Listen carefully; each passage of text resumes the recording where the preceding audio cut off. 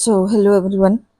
तो मनसा देवी मंदिर दर्शन के बाद हम लोग नैनीताल के लिए चल दिए और रास्ते की हरी भरी वादियों, ऊंचे पेड़, ऊंचे पर्वत, खाई और खाई में बसे गांव या शहर वास्तव में रोमांचकारी थे। रास्ते का नज़ारा अपने दिलो दिमाग में सहेजते हुए हम चले जा रहे थे। फिर हमें रास्ते में ही एक जगह रुकना पड़ा और वो जगह था खुरपा ताल। सुनते हैं और देखने में भी लगा यह जानवरों के खुर के आकार का ताल है, इसलिए इसका नाम खुरपा ताल है। यह यहाँ से नैनीताल 10 किलोमीटर पर है।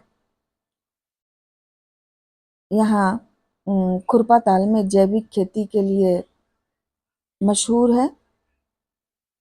यहाँ का जलवायु भी बहुत ही अच्छा है और इसी कारण यह जगह अंग्रेजों का भी पसंदीदा बस्ती था। यहाँ ब्रिटिश राज के समय से ही बंदूक फैक्ट्री थी। तो हम लोग देख रहे हैं ये जो ताल आपको पेड़ों के पीछे दिखाई दे रहा है, यह खुरपा ताल है, जानवरों के खुर के आकार का। तो इसे कहा जाता है एक छोटा सा रत्न भी। इस ताल का रंग बदलते रहता है और अक्सर यह पन्ना के रंग का दिखता है। झील का रंग कभी हल्का लाल हो जाता है, जो किसी विपदा के आने का संकेत देता है। मार्च में इसका रंग धानी हो जाता है, जो खुशहाली का प्रतीक है। मार्च और अप्रैल में इसका रंग पाइन्स के फूल के कारण बदलता है। कई बार ये हरा दिखता है, जो हमें अभी भी दिख रहा है। तो इस तरह से खुरपा ताल बहुत ही महत्वपूर्ण है। हम लोगों ने रोड पर से ही खुरपा ताल, जो कि एक तरह से हम कहें बहुत ही गहराई पर बसा हुआ बस्ती था और झील भी था, उसका हम लोगों ने दर्शन किया और फिर हम लोग नैनीताल की ओर चल पे। नैनीताल पहुँचते पहुँचते शाम हो गई थी। फिर हम लोग नैनीताल झील के पास ही रुके और वहाँ का नज़ारा देखे। उसके बाद यहाँ हम लोगों ने देखा नैनीताल झील के पास ये दुकानें सजी हुई हैं, जहाँ लोग तीर्थयात्री लोग जाकर ज़रूरत की सामान खरीदते हैं या यहाँ घूमने आए तो गिफ्ट के तौर पर लोगों के लिए, अन्य लोगों के लिए, परिवारजनों के लिए वो सामान खरीदते हैं और दुकानें भी अच्छी हैं और यहाँ के अनुसार ही ये दुकानें हैं। लकड़ी के बने हुए गिफ्ट आइटम्स, उलन कपड़ा यहाँ खास तौर पर बहुत ज़्यादा मिलते हैं। नैनीताल का मुख्य आकर्षण नैनी झील है। स्कंद पुराण में इसे त्रिऋषि सरोवर भी कहा जाता है। कहा जाता है कि जब अत्रि, पुलस्त्य और पुलह ऋषि को नैनीताल में कहीं पानी नहीं मिला तो उन्होंने एक गड्ढा खोदा और मानसरोवर झील से पानी लाकर उसमें भरा। इस झील के बारे में कहा जाता है कि यहाँ डुबकी लगाने से उतना ही पुण्य मिलता है जितना मानसरोवर में लगाने से। यह 64 शक्तिपीठों में एक है। जब रात के समय चारों ओर बल्ब की रोशनी होती है तब तो इसकी सुंदरता और भी बढ़ जाती है। झील के उत्तरी किनारे को तल्ली ताल कहते हैं, जिधर की नैनी देवी का मंदिर है और दूसरे ओर को जहाँ bus station, taxi stand, railway आरक्षण काउंटर है, उसे हम लोग तल्ली ताल कहते हैं। तो यह तल्ली ताल है जहाँ हर कुछ है।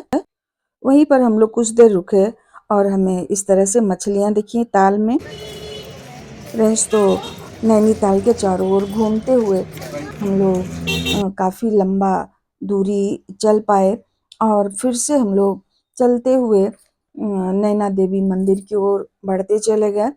और यहाँ आप देख रहे हैं कि पहाड़ पर जो बसी बस्तियाँ हैं, वहाँ जो घर हैं, उनका उनसे परावर्तित प्रकाश की किरण जब पानी के तल पर पड़ता है तो उन घरों का एक बहुत ही सुंदर दृश्य प्रस्तुत करता है।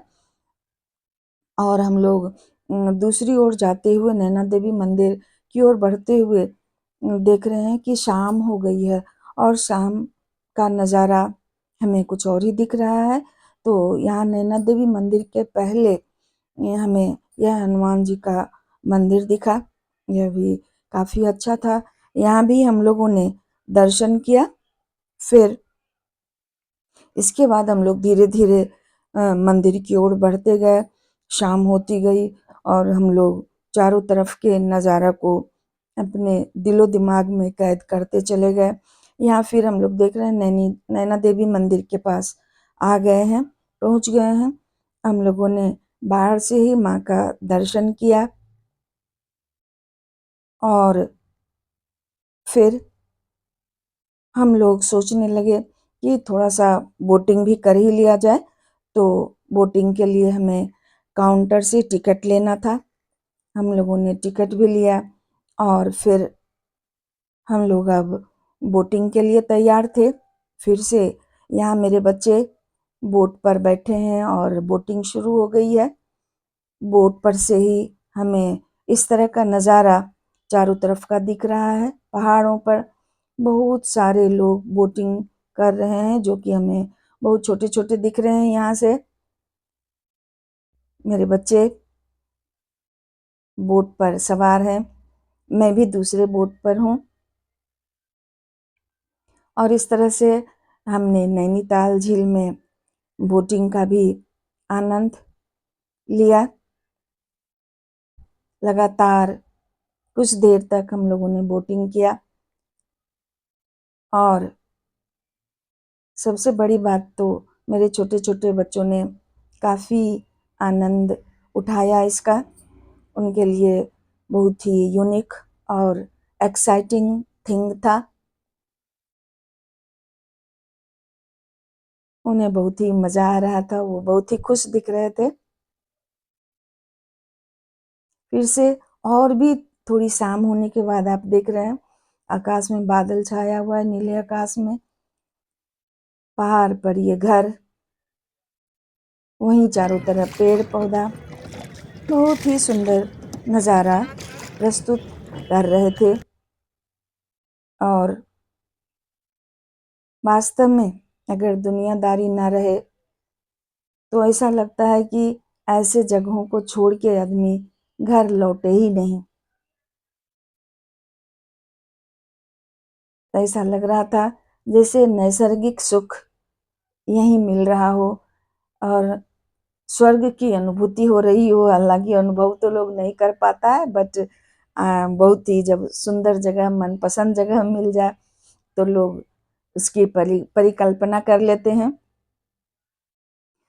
फ्रेंड्स ये देख रहे हैं बादल ढके हुए हैं पेड़-पौधा को, घरों को और वो भी एक अलग ही तरह का प्राकृतिक छटा बिखेरने लगते हैं। वास्तव में बहुत ही अच्छा लगा नैनीताल जाके। और जब भी आदमी को मौका मिले ऐसी जगहों पर जाकर अपने दिलो दिमाग को फ्रेश कर ले तो सच में नए एनर्जेटिक होकर नए रूप से अपने रोज़मर्रा की ज़िंदगी के कामों में लग जाए। तो thank you everyone for watching this video and listening to me and my experience in Nainital. It was first time in my life.